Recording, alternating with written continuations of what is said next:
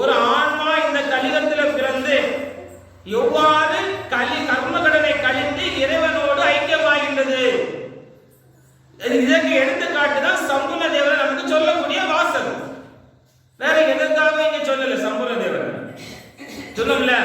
சம்பூர்ண தேவை எந்த பேர் வழி வாழ்ந்தானே கிடையாது. அம்மா யாரு அப்பா யாருன்னு கிடையாது. ஏற்ற அதை மீறியா சொல்றது எவ்வளவு பெரிய ஒரு பாவம். அப்ப இங்க 23 வயது வரும் பொழுது அந்த தேவனுடைய தாய் கொண்டு செல்கின்றாள். 24 வயதுல தான் போறான்னு ஏற்ற கிடையாது.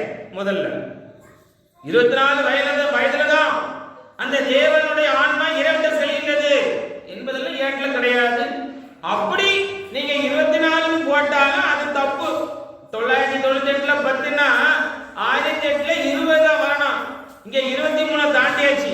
சொல்லதெல்லாம் குண்டக்க மண்டக்க தான் போகணும். அப்படின்னா சம்பூர்ண தேவனுக்கு ஜாதா ஜிங் ஜாம் ஜிங் ஜாம் அடிக்கக்கூடிய எல்லாம் பொய் தான் பேசுறது. இந்த கலியுகத்துல பொய் வாழ்ந்து வாழ்றது அவங்களும் பொய்.